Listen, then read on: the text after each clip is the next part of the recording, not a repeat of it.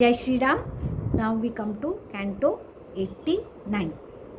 Having encamped his followers, including the army that were ferried across the Ganga by fishermen enjoined by Guha, Bharat sets out with sage Vashishta and others to the hermitage of sage Bharadwaj with the intent to see the latter.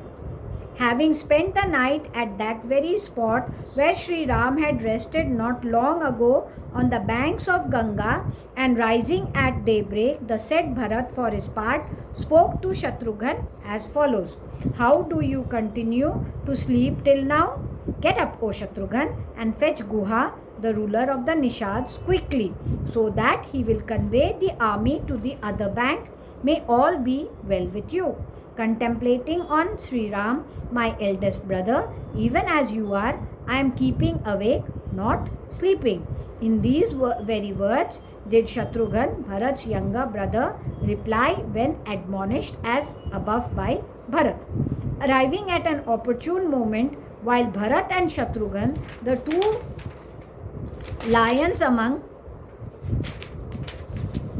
men, were conversing with each other, as aforesaid, Guha submitted to Bharat with folded hands as follows: I hope you spent the night comfortably on the river bank, O scion of Kakushta, and I hope you are entirely free from distemper along with your army. Having the aforesaid question asked with affection, Guha, Bharat too for his part, who had subordinated his will to Sri Ram, made the following reply: It was a happy night for us, O sagacious friend, and we have been properly entertained by you.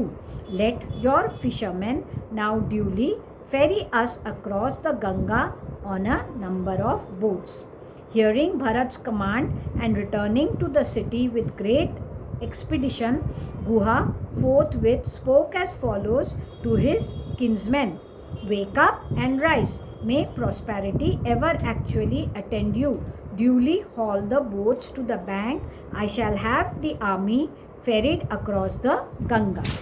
Springing up on their feet when addressed thus by Guha, the boatsmen hurriedly brought together from all sides in obedience to their chief's command 500 boats and other excellent boats too, known by the name of swastika because of their bearing the mark of swastika, which looked charming, were distinguished by flags and equipped with rowers, nay, which was strongly built and had large bells tied to their sails.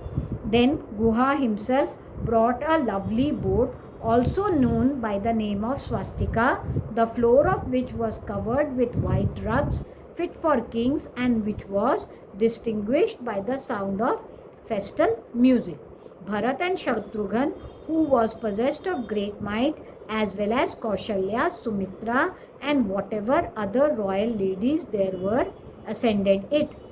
Sage Vashish, the family priest, and whatever elderly Brahmins were present there took their seats even before Bharat and the royal ladies, and immediately after these followed the other ladies to the royal family, as well as the bullock carts and the provisions which were located on other boats.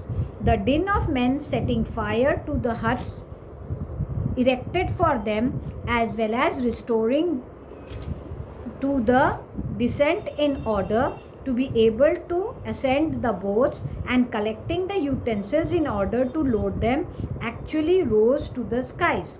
Ferrying the men seated with them, those swift-going boats, which were adorned with flags and controlled by the fishermen, then sailed automatically, as it were. Some boats were full of women, while others were loaded with horses, while some more of them ferried costly chariots and animals of draught. Having reached the opposite bank and enabled those men, etc., to land, the boat for their part returned and were piled as so many toy boats or water by the rowers, who were all kinsmen of Guha. Swimming across the Ganga as urged by their mahouts, the elephants with flags on their back actually shone like winged mountains. Nay, other men took their seats on the boats while others crossed the river by means of rafts. Still others swam across with the help of big and small earthen vessels, and the rest swam with their arms alone. Ferried across the Ganga by the fishermen themselves, that holy army which was hallowed through contact with holy men like Prince Bharat and sage Vashisht, as well as those as through a bath in the Ganga and other sacred streams, and was proceeding on the holy mission of bringing Sri Ram back to Ayodhya, marched towards the excellent forest encircling Prayag during the hour known by the name of Maitra, because it is of its being sacred to Mitra, the sun god. Nay, cheering up the troops and comfortably encamping them in the forest, encircling Prayag, the high-souled Bharat, along with the priests of the king's counselors, set out to meet Bharadwaj, the foremost of rishis.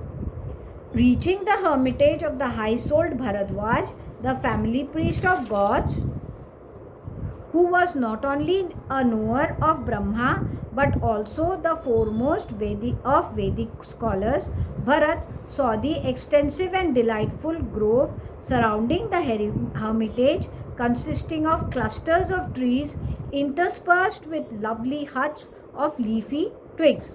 Thus ends Canto 89 of the AYODHYAKAND of the glorious Ramayan of Valmiki, the work of a rishi and the oldest epic. Jai Shri Ram.